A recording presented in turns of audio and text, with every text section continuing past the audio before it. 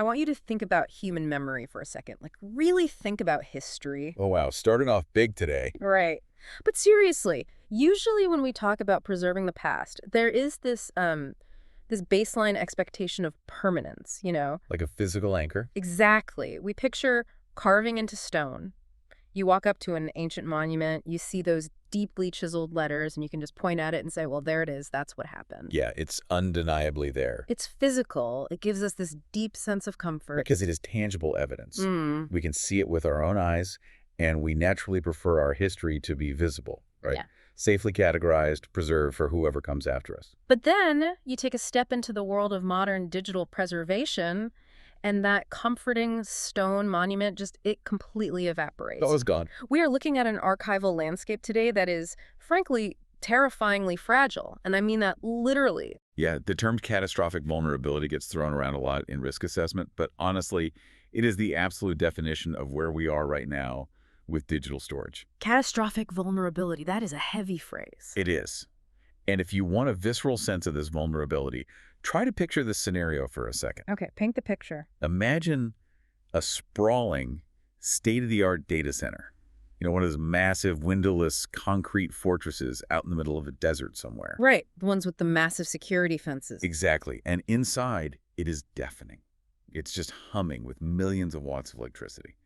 Giant industrial air conditioning units are blasting cold air 24/7.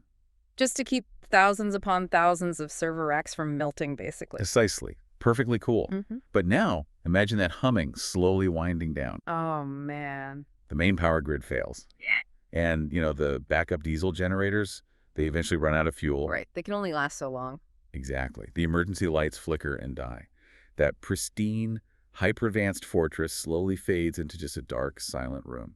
That is so eerie. And inside that room, sitting quietly on those metal racks, are miles of crumbling plastic tape and rusted magnetic hard drives. Because without the power, without the climate control... All of it is totally unreadable. It's just dead metal and plastic. That is a remarkably dark image to start with, but it is the exact reality we are exploring for you today. So welcome to this deep dive. Glad to be here for this one. We have an absolutely massive stack of sources to get through for you. We're going to be unpacking some extensive white papers by industry analysts John Monroe and Brad Johns. Really eye-opening numbers in those. Unbelievable numbers. We're also pulling from detailed risk assessments published by the Digital Preservation Coalition, or the DPC. Right. We have insights from the Library of Congress. And at the very center of all this research, we have the technical specifications for a genuinely revolutionary technology called DOTS. Which is fascinating tech. It really is. And I want to be clear right up front for you, the listener, that is pronounced dots, like the word dots. Right. We're not spelling out the individual letters. DOTS. It's just dots. Exactly. So it's a dense, comprehensive stack of data we're looking at today. But it all points toward a singular, looming crisis. It really does. And our mission for this deep dive is crucial.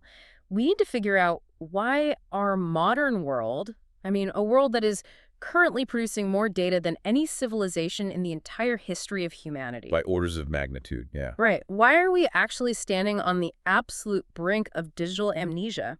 And more importantly, we are going to explore how the ultimate solution to this crisis has been hiding in plain sight for decades. To really grasp the severity of this digital amnesia, I think we need to look at the warning issued by Vint Cerf. Oh, Vint Cerf.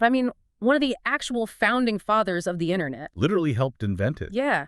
When a guy who helped build the architecture of the digital world starts waving a red flag, you definitely pay attention. You absolutely do. And he coined a term that has been keeping the archival community awake at night for years now. He calls it the digital dark age. It sounds dramatic, but his logic is incredibly difficult to argue against. Cerf points out a fascinating paradox in how human beings store information today. Yeah, let's go back to the Assyrians for a second. Right, roughly 5,000 years ago. They recorded the daily inventory of their grain warehouses on clay tablets using cuneiform. And, a wet clay tablet wasn't engineered to last forever. No, not at all. It was essentially the ancient equivalent of a Post-it note. Just a temporary administrative record. We have this much grain today. But ironically, when those warehouses were attacked and burned down, the extreme heat of the fire actually baked the clay. Which is wild. The destruction is what saved the data. It fired the tablet into a permanent ceramic, So today, 5 millennia later, an archaeologist can dig up that exact tablet, dust off the dirt, and If they know how to read cuneiform. right, if they can read it, they can tell you precisely how much grain was in that specific building on a Tuesday in 3000 BC. It's just sitting there, perfectly legible. He also brings up illuminated vellum from 1,000 years ago. Right, medieval manuscripts written on sheepskin or goatskin. You can go into a temperature-controlled room at a museum right now, pull out a manuscript from the 11th century, and if you know Latin, you just use your eyes and read it. The ink is still bound to the page. The gold leaf is still vibrant. The information is, at its core, visually accessible. But here is where Cerf's warning becomes terrifyingly relevant to us today. Try to access the data on a standard CD-ROM from 1998. Oh, man, I don't even have a disk drive anymore. Nobody does. Or, even more practically, try to open a digital file if you no longer have the original operating system. Oh, yeah. What happens if the company that created the proprietary software needed to decode that specific file format, went bankrupt like 15 years ago? You get an error message, file type not supported. Exactly. If you don't have the exact right physical machine, the exact right operating system, the exact right software license. And the exact right environmental conditions to run all of that hardware. Right. If you are missing even one link in that chain, the information is effectively gone. It might as well not exist. It just reverts to being a useless disk of plastic and aluminum. Or, in the case of a modern hard drive, it's just a scrambled sequence of magnetic pulses that mean absolutely nothing without the translation key. Cerf makes this point that bits are not immortal. We have this collective cultural delusion that cyberspace is this ethereal, permanent cloud where things live forever. But cyberspace is intensely physical. It really is. It relies on microscopic magnetic charges that physically degrade over time and software formats that become completely obsolete in the blink of an eye. Which brings us to a really uncomfortable question. Yeah, and I want to pose this directly to you, listening right now.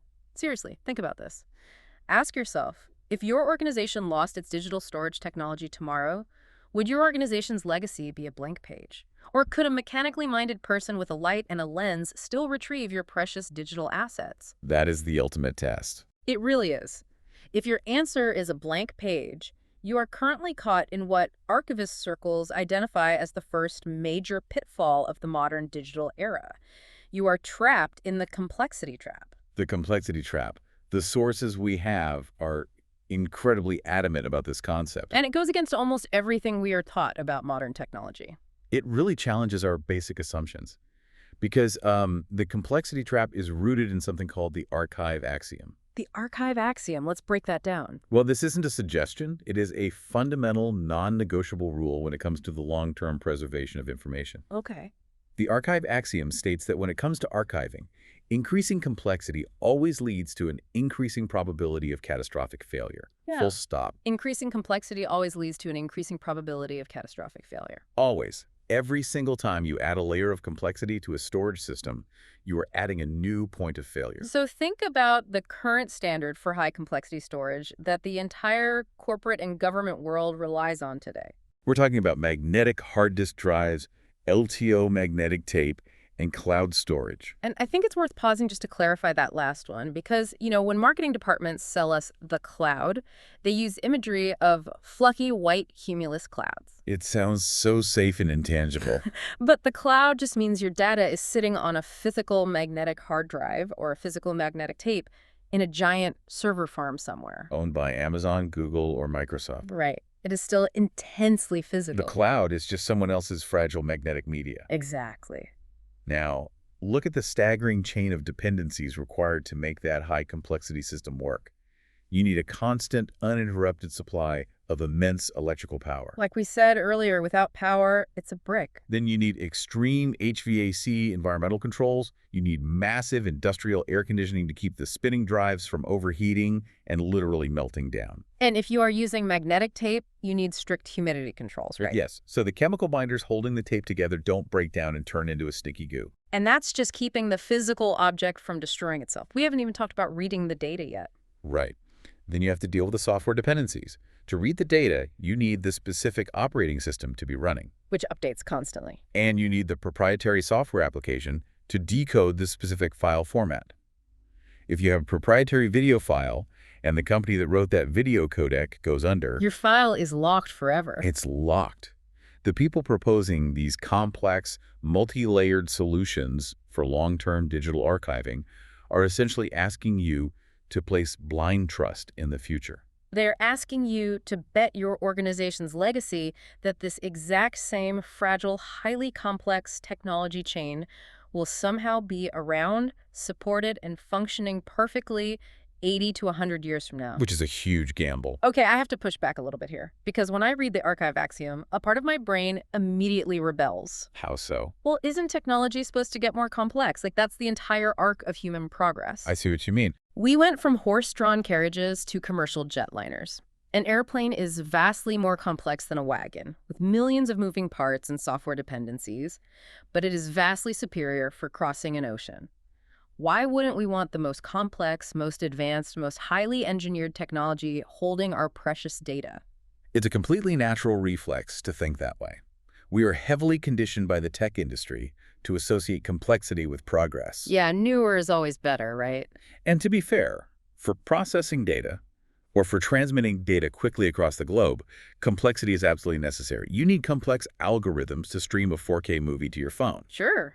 But the archive axiom isn't about processing or transmitting, it's about preservation. Those are two fundamentally different engineering goals. Okay, let me try an analogy out on you to see if I'm tracking this distinction. Let's hear it. Relying on these highly complex digital systems for long-term archiving, it feels like locking your most precious, irreplaceable family heirlooms inside a hyper-advanced biometric titanium vault. Okay, I'm with you. A highly complex vault. Right. It's the most secure vault ever engineered. It requires a retinal scan, a thumbprint, a voice print, and a 12-digit rolling encryption code that changes every minute. An absolute marvel of complex engineering. Exactly. But after you put your heirlooms inside and lock the heavy titanium door, you just throw away the power source. Oh, wow. And you throw away the instruction manual. Right. If the biometric scanner breaks in 50 years, or if the internal lithium battery dies, or if your retina naturally changes as you age, that vault is no longer protecting your heirlooms. No, the vault itself has become the threat. It has become a permanent metal brick. The complexity didn't protect the items. The complexity is the very thing ensuring you will never, ever see them again. You are touching on the absolute core of the archivist's dilemma there. Huh. But the reality is actually a bit worse than your analogy. Worse. How? Imagine that inside that hyper-advanced biometric vault, your heirlooms are also actively disintegrating. Oh, geez. And the vault requires a constant influx of electricity just to run a life support system to keep them intact. That is grim. That is the trade-off the IT industry made over the last 3 decades. In the relentless pursuit of immense data density, trying to cram more and more terabytes onto smaller and smaller magnetic platters, IT professionals traded off something far more important. They traded away inordinate data security and data longevity. Exactly. They prioritized density over permanence. They optimized for speed and capacity, which are fantastic for active, everyday computing. But for preservation, it's an ongoing disaster. If we look closely at the Digital Preservation Coalition's comprehensive risk list, they outline the physical reality of this complexity. The physical reality of bits and bytes, yeah. The bits and bytes making up digital information on magnetic media physically degrade. It is inescapable. Because it's just magnets, right? Right. Magnetic charges naturally weaken and flip over time, a process called bit rot. Bit rot. Just the sound of it is bad. It is. And the chemical binders on magnetic tape absorb moisture from the air, they delaminate, and physically shed their magnetic particles. The data literally flakes off the tape. It rots. Then you add the obsolescence factor. Technologies change so rapidly that a storage medium from just 20 years ago, think about a SyQuest drive, a zip disk, or even a Jazz drive. Oh man, I haven't heard the name Jazz Drive in forever. Right. And they are nearly impossible to read today without hunting down specialized vintage hardware on eBay and praying it still works. Which is a terrible archiving strategy. The DPC warns that without active, aggressive, continuous preservation interventions, we are facing massive, unrecoverable gaps in our cultural, scholarly, and corporate records. Whole decades could just go dark. Simply because the media fell apart. So the complexity trap forces us to realize that our digital foundation is physically fragile. But as we dig into the sources, we see that this physical fragility triggers a massive chain reaction. It does. It's a domino effect. Because the IT world knows the magnetic tape will eventually degrade, and they know the hard drives will inevitably fail, they're forced to constantly move the data around just to keep it on life support. And that leads us directly into the second major pitfall we need to discuss, the economic trap. And if the physical fragility of bits wasn't alarming enough, the financial and ecological toll of keeping those fragile bits alive is staggering. It's mind-blowing. To truly understand the scale of this trap, we have to look at the market research provided by John Monroe and Brad Johns in their white paper on the sustainable preservation of enterprise data. The projections they present in that paper are just, they're hard to even comprehend.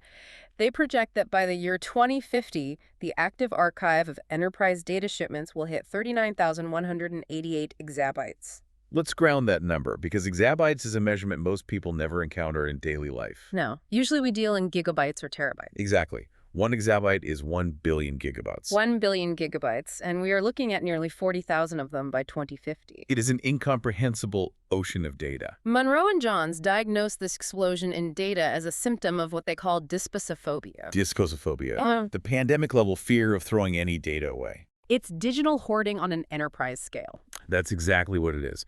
We are creating exponentially more data every year, and we are deleting almost none of it. Every organization, from federal governments to Hollywood studios to healthcare networks, has become entirely convinced that they might desperately need that data someday. You hear the phrase constantly in the business world. Data is the new oil. Right, it's the ultimate corporate cliche. It is a cliche, but the white paper points out a vital distinction. Unlike oil, which we extract, refine, burn once for energy, and then it's gone, data is something we extract and then keep forever with the intention of mining it later. Especially now, in the age of artificial intelligence, organizations are terrified of deleting anything. Oh, absolutely. They believe that every single bit of old data, an email from 2014, a server log from 2018, might contain some hidden pattern or value that a future AI could extract. So the absolute mandate from the top down is delete nothing, keep everything. But the paper is very clear that not all of this hoarded data is created equal. Monroe and Johns break this ocean of data down into temperature layers. This temperature distinction is incredibly helpful. They categorize it as hot, cool, cold, and frozen data. And this temperature distinction is where the economic waste really becomes apparent. Hot data is information you need right now in milliseconds. Like a live database. Exactly. Think of the database running a live e-commerce website or a high-frequency trading algorithm. Yeah. That needs to be on fast, expensive drives. Right. But the vast, overwhelming majority of the data we are hoarding, between 70% and 80% of all stored data on Earth, is categorized as cool, cold, or frozen. Meaning nobody's looking at it, it's just sitting there. It might not be accessed for months, years, or even decades.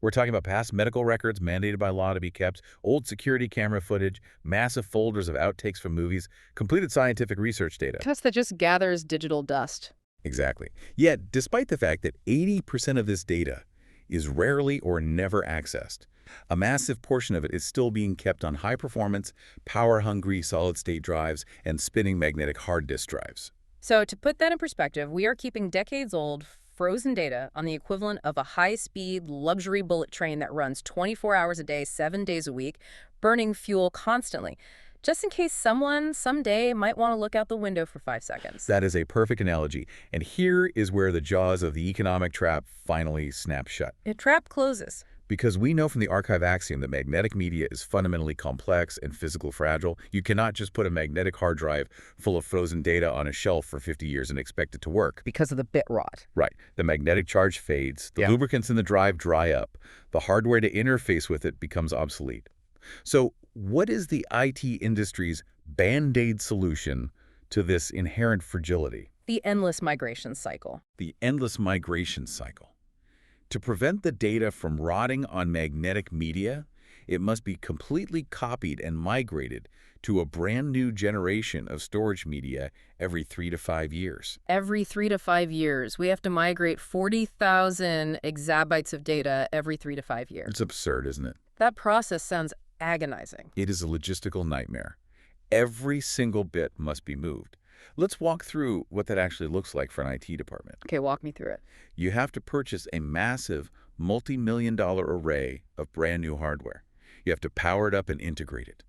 Then you spend months, sometimes over a year, painstakingly copying the data from the old failing drives to the new drives. Just copying and pasting for a year. During this process, you are constantly battling checksum errors, dealing with corrupted files, and stressing your network to the breaking point. Right.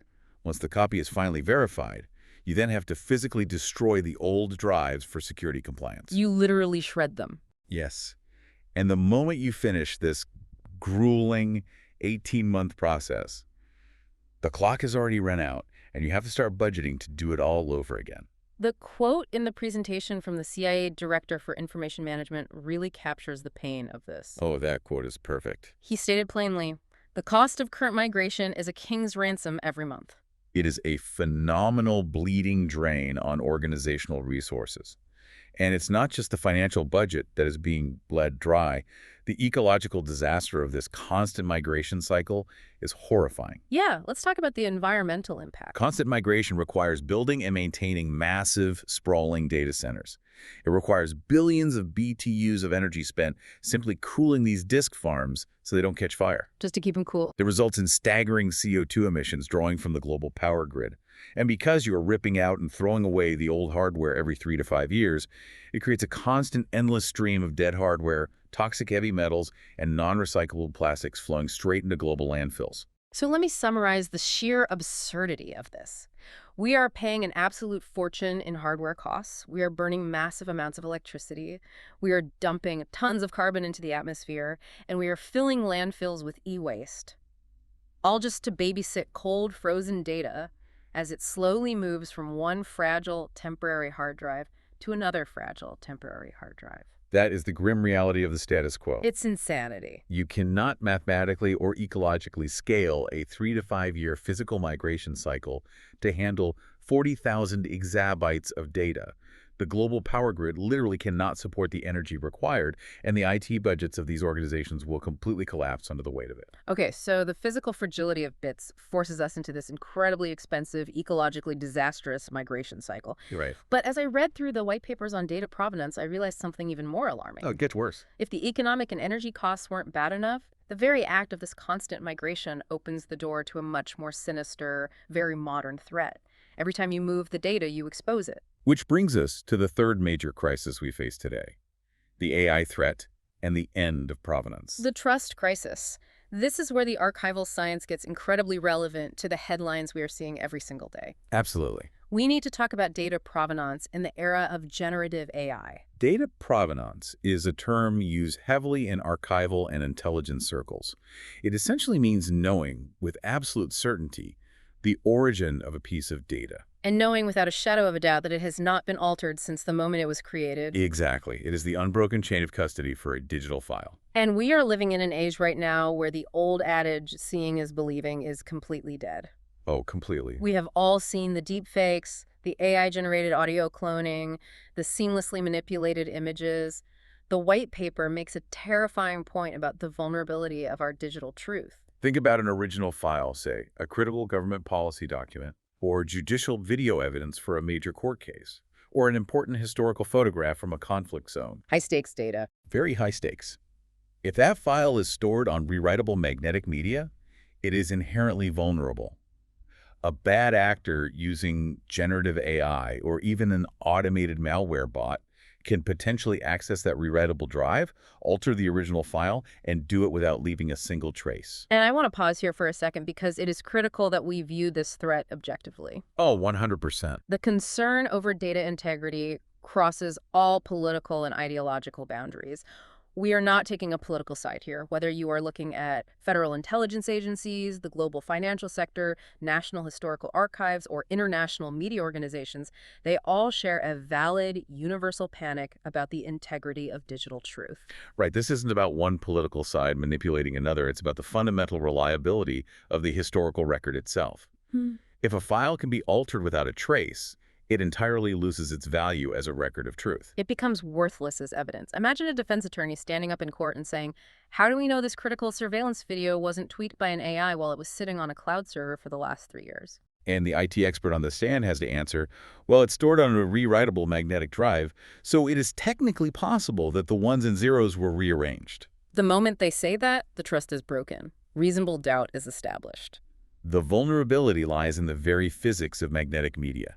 It is, by definition, rewritable.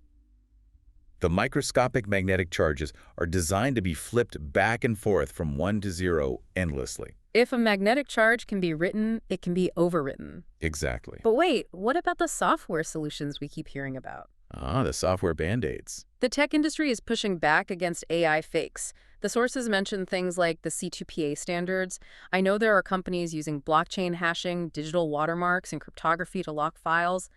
Don't these software layers solve the provenance problem? Why can't we just encrypt the truth? It's the most common counterargument, and the Coalition for Content Provenance and Authenticity, the C2PA, is doing excellent, highly necessary work. Yeah. Their cryptographic metadata standards are a vital part of the ecosystem. But the white paper identifies a fatal flaw in relying solely on software, which they call the provenance gap. Explain the provenance gap to me, because if a file has an encrypted watermark, shouldn't that protect it? Metadata solutions and cryptographic hashes like C2PA can effectively flag that a change has occurred. If an AI alters a single pixel, the hash breaks, and the software alerts you that the file has been tampered with. Okay, so it catches the manipulation. But, and this is the critical failing, if the underlying physical storage media is rewritable, like a magnetic hard drive or a cloud server, that software cannot prevent the original file from being overwritten, manipulated, or completely destroyed. It just tells you it happened. It's like putting a state-of-the-art burglar alarm on a house that has a front door made of cardboard. Ooh, good analogy. The alarm will definitely go off. It will perfectly record the exact second someone smashed through the cardboard and broke your priceless vase. But the alarm cannot physically stop the vase from being smashed. The original is still gone. That's a fantastic analogy. Knowing a file has been compromised is important for knowing not to trust it. But if the original truth is overwritten, the truth is still permanently lost to history. You just have an alarm ringing over a destroyed record. Furthermore, the sources point out that the mere act of migrating data every 3 to 5 years, which we establish, is economically necessary for magnetic media, puts provenance into constant jeopardy. Right. The migration cycle itself is a risk. Every time you copy an exabyte of data from an old drive to a new drive, you create an enormous window of opportunity for data corruption, for a cyber attack, or for an AI bot to slip in and seamlessly alter the payload during the transfer. So if complex software, encryption, and metadata aren't enough to actually protect the original file, what is the ultimate requirement? What stops the AI threat? The white paper is definitive on this. The only true immutable protection against remote AI manipulation, cyber attacks, or hacking is to store the data on a physical worm medium. Worm. Write once, read many. Write once, read many. It's the difference between writing a contract in pencil versus carving it into stone. Bringing it back to the stone. Yeah, exactly. And vitally, this worm medium must be completely disconnected from rewritable magnetic charges. It has to rely on a permanent physical change to the media that cannot be reversed by any computer command, no matter how advanced the AI is. Okay, let's take a breath and look at the landscape we've mapped out here. That's a lot. We have the complexity trap, which proves that magnetic media is inherently fragile, dependent on massive infrastructure, and doomed to fail. We have the economic trap, which shows us that the IT industry's band-aid for that fragility, constant, endless migration is bankrupting organizations and ravaging the environment. Yep. And we have the AI threat, which proves that rewritable magnetic media fundamentally cannot guarantee the truth or provenance of our historical record. It really feels like we have engineered ourselves into a terrifying corner. It is a bleak assessment of our current infrastructure, I won't lie. But this is exactly where the deep dive pivots. Thank goodness. Because the solution to all three of these massive overlapping crises actually exists. It does. And surprisingly, it is not rooted in some theoretical quantum computing concept, but in a very old, very wise philosophy. This is where we find our way out. And it starts with listening to the people who have dedicated their lives to preserving history.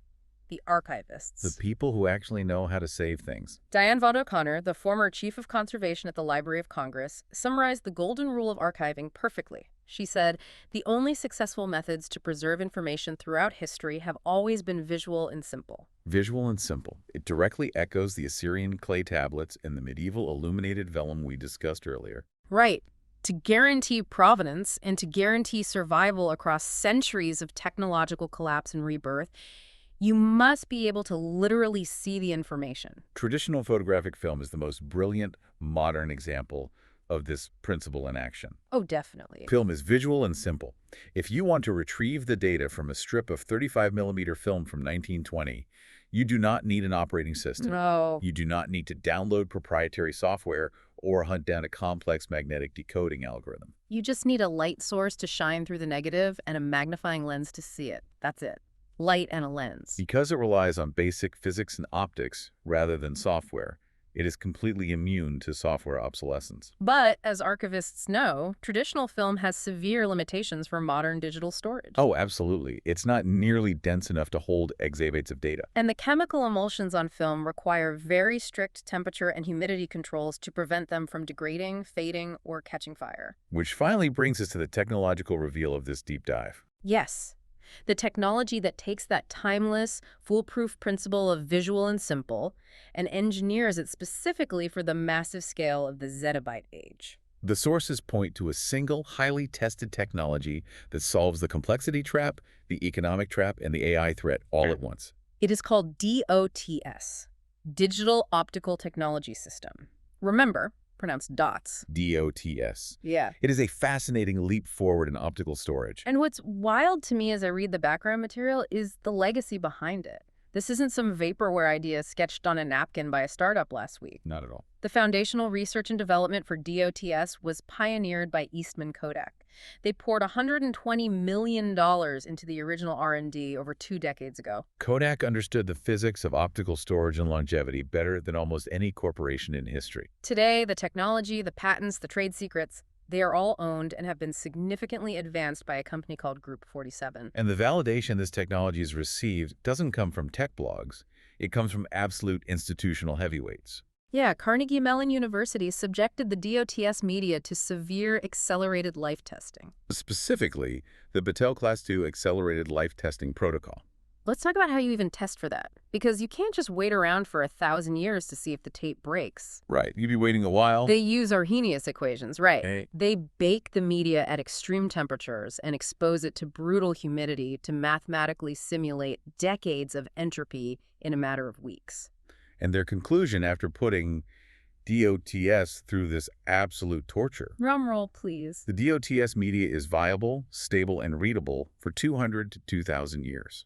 That is a paradigm-shifting number. We aren't talking about 3 to 5 years before a forced migration. We are talking about up to 2 millennia of stability. And if that wasn't enough institutional validation, the CIA, the Central Intelligence Agency. Right, an organization that arguably has the most pressing need for absolute data security and unalterable provenance in the world. Exactly. They completed a funded contract with Group 47. They didn't just look at a pitch deck. They funded a contract to build a working prototype, specifically to prove that the DOTS technology works exactly as claimed. The technology is finished. It is proven. Which naturally brings up a very practical engineering consideration. When you hear the phrase visual and simple, and you think about 200-year lifespans, the mind immediately pictures a massive temperature-controlled warehouse full of microfilm or endless sprawling shelves of paper documents. Yeah, visual usually means physically large. And as we established with the Monroe and Johns data, we have 40,000 exabytes of enterprise data coming. You simply cannot put 40,000 exabytes on paper or microfilm. Are we trading off necessary data density for this extreme security? This is a vital question, and it's one the sources address directly. Yes, there is a trade-off. As the technical specifications state with DOTS, you trade extreme data density for inordinate data security. It won't hold as much data per square inch as the most bleeding-edge, hyper-fragile magnetic quantum drive. But DOTS is absolutely not microfilm. The density is still incredibly impressive, especially for an archival medium designed to last centuries. Let's put some concrete numbers to that footprint. What does the physical space requirement actually look like? Imagine a single 12-inch diameter reel of DOTS tape. The tape itself is 3/4 of an inch wide. Okay, picturing that. That single 12-inch reel holds 20 terabytes of data. 20 terabytes on one reel. To put that in perspective with traditional archival film, which archivists love of its longevity, if you wanted to store just 8 terabytes of data on standard 35mm film, You would need 120 individual reels. Oh, It would create a stack of film canisters 12 feet high. just for 8 terabytes. DOTS holds 20 terabytes on a single reel that is barely an inch thick. It takes the unshakable simplicity of film and radically re-engineers it for the digital age. So we have the conceptual framework established. We know it's visual, we know it's dense enough to be highly practical for data centers, and we know it lasts for centuries. But the most compelling part of this entire deep dive, the part that truly separates DOTS from every other storage medium out there, is the physics of how it actually works. And honestly, this is the coolest part of the research. Let's break down the physical tape itself because the material science here is brilliant. The manufacturing process for the tape is incredibly elegant because it relies on highly mature technology.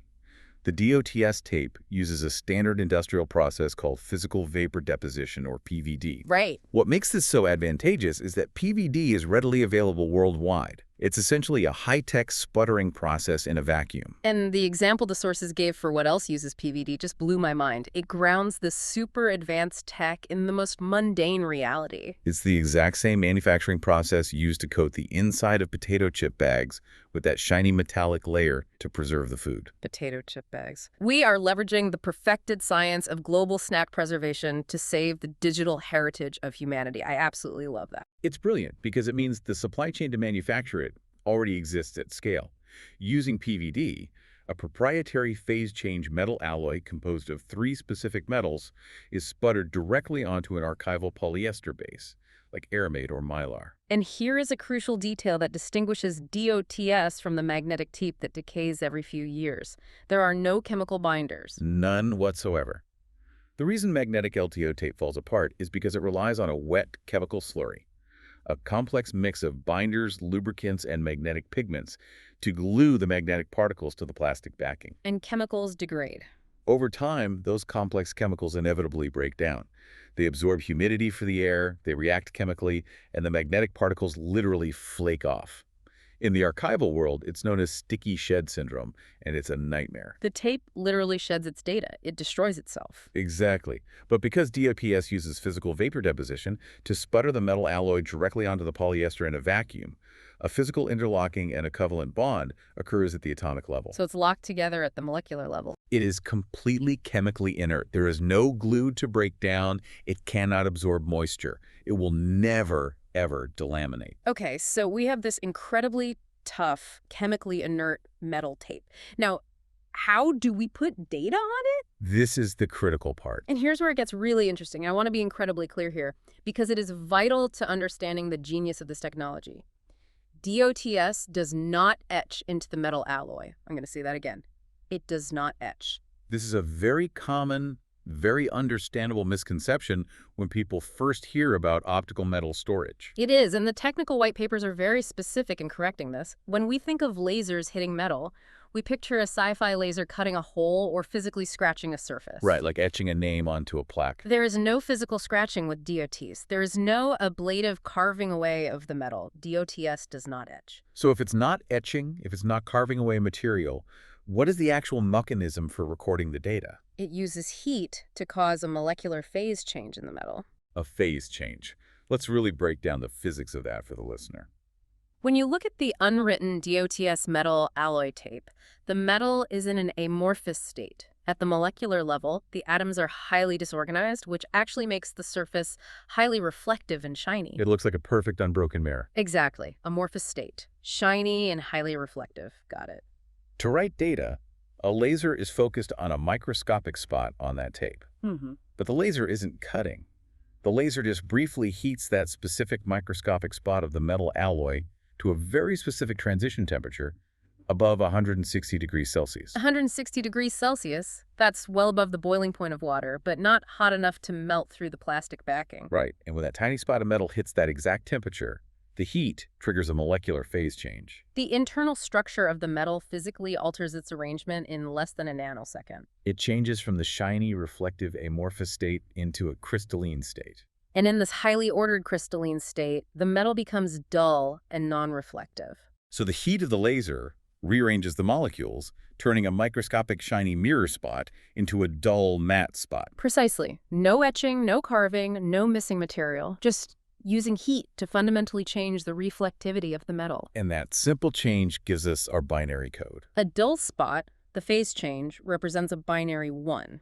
It is a dot. And a shiny, unwritten spot where the laser didn't fire and the metal remains amorphous represents a binary 0, no dot. It is pure, physical, visual, binary. Shiny is 0, dull is 1. Exactly. Now, I know what you're thinking as you listen to this because I thought the exact same thing. What's that?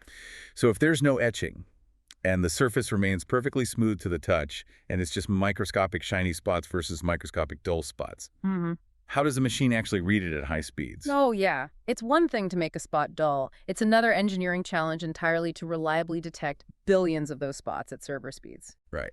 And the elegance of the retrieval method is just brilliant. To read the data, you do not use a complex, fragile magnetic pickup head hovering nanometers above the surface. Oh. You simply shine a low-power white light through a polarizer onto the surface of the tape. A polarizer, similar to how polarized sunglasses block glare. Exactly like that. Let's think about how light interacts with those two states of metal. Think about pointing a flashlight at a mirror versus pointing a flashlight at a wall painted with flat, matte paint. Okay, picturing that. The unwritten, amorphous alloy is highly reflective. It's the mirror. When the reader's light hits those shiny spots, it creates what physics calls a highly specular reflection. The light bounces straight back in a concentrated beam, like hitting a mirror. Okay. But the polarizer in the reader is tuned to completely block that specific specular reflection. So to the camera looking through the polarizer, all the shiny parts show up as pitch black. The mirror reflection is blocked so the camera sees black. But the dull spots, the crystalline phase change spots where the data was written, are flat matte paint. They interact with the light differently. They scatter the light in all directions. Like it created diffuse reflection. Exactly. And that scattered diffuse light passes right through the polarizer. So the dull spots show up through the lens as bright white dots. You got it. It creates a massive visual contrast. Black is 0, bright white is 1. And to capture that data, you literally just take a picture. The DOTS reader uses a simple solid-state imager, basically a high-speed digital monochrome camera, not unlike the camera sensor in your smartphone, to take continuous photographs of these black and white dots as the tape moves by. It's a pure imaging process. You are literally taking photographs of the data to retrieve it. Yes, you are taking a picture of the physical data. The data is visually drawn onto the media. And the durability specs that come from this physical visual method are what give DOTS its 200 to 2,000 year lifespan. Because it's a physical phase change in an inert metal, it is completely immune to the forces that rapidly destroy magnetic media. It is immune to electromagnetic pulses, or EMPs. You could set off a nuclear EMP in the parking lot of the data center, and while all the magnetic hard drives would be wiped instantly, the data on the DOTS reel wouldn't even blink. It's immune to stray magnetic fields from heavy machinery. It's immune to massive solar flares.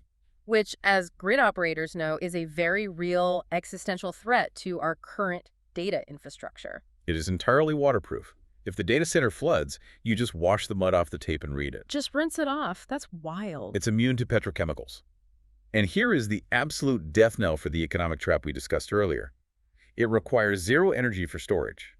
No HVAC. No industrial air conditioning required. None. The DOTS media is perfectly stable, being stored anywhere from -9 degrees Celsius to 66 degrees Celsius. That's 16 degrees Fahrenheit to 150 degrees Fahrenheit. You can store your exabytes of frozen data in a tin roof warehouse in the Mojave Desert or a non-heated storage facility in Alaska. The environmental cost of storing the data drops to absolute zero. Benign neglect is totally acceptable. That is the ultimate sustainability metric. Zero energy, zero carbon emissions, zero forced physical migration. You write it, you shelve it, and you're done. But that solves the physical fragility and the economic drain. How does this visual physical mechanism solve the AI provenance threat and the nightmare of software obsolescence? Because a 500-year-old file is useless if the software to open it doesn't exist. The file format dependency is just as dangerous as the hardware dependency. To solve this, Group 47 developed and patented something called the Big Plain Image format.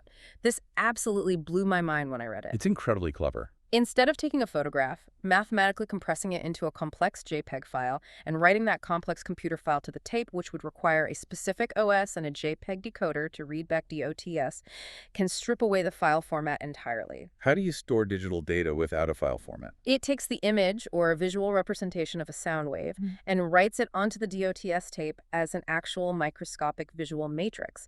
It literally draws a physical black and white mosaic image of the data using the phase change dots.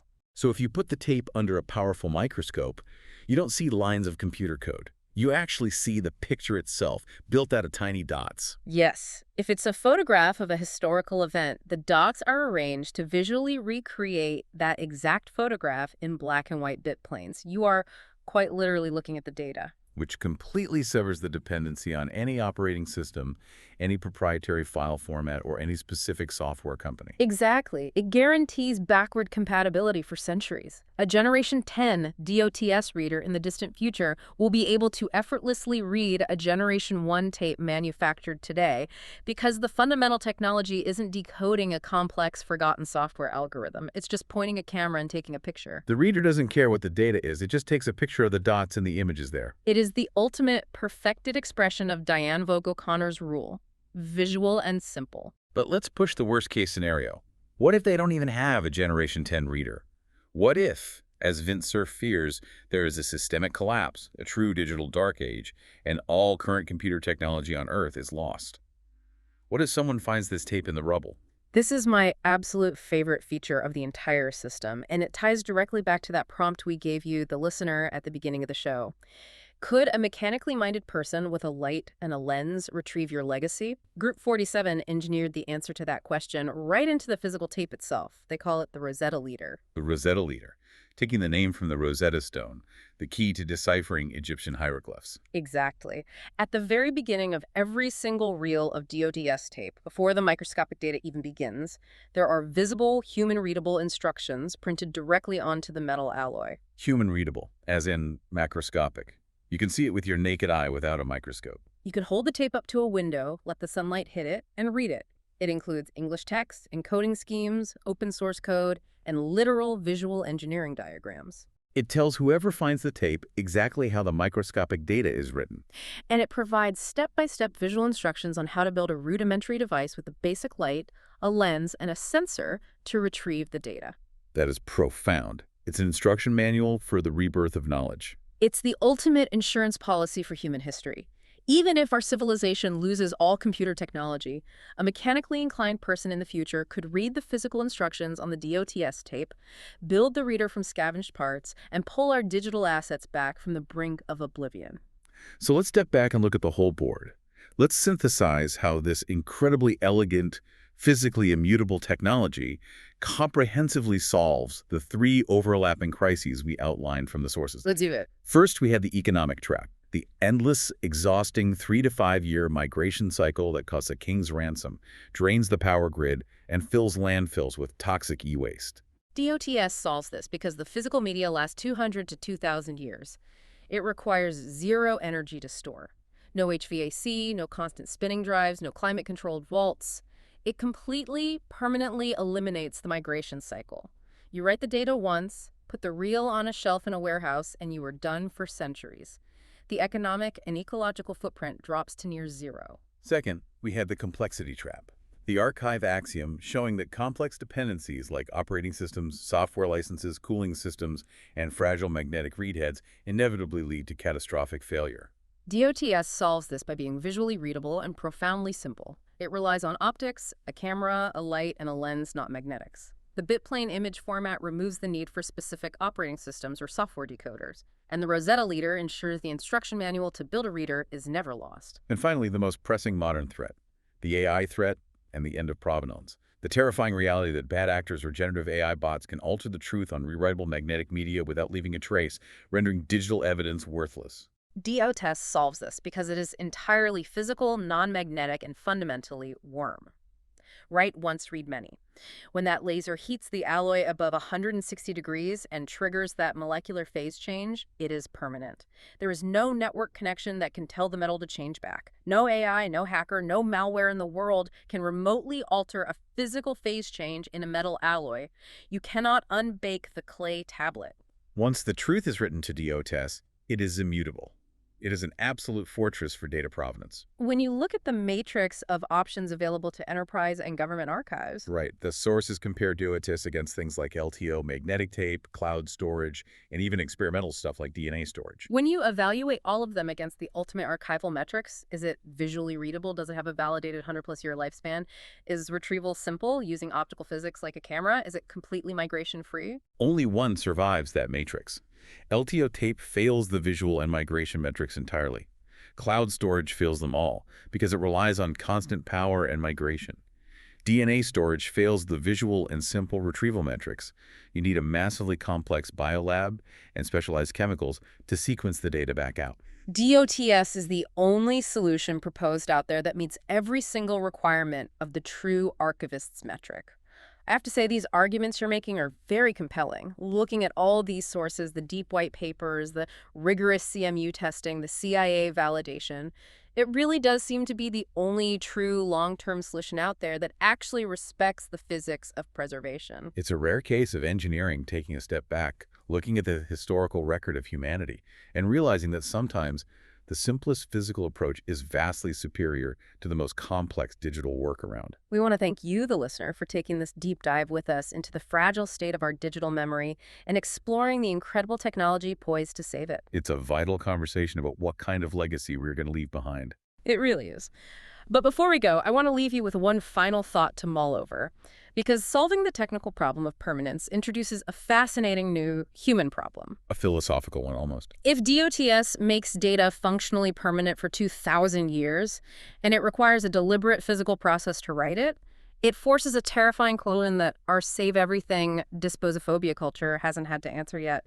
If we can't afford to write all 40,000 exabytes to permanent metal, who gets to decide what is worth saving for 2 millennia and what is left behind to rot on magnetic tape? When permanence is a choice rather than a default, the burden of history falls squarely on us. It makes you wonder, will our era be remembered by the sheer volume of data we produced, or by the wisdom of what we chose to keep?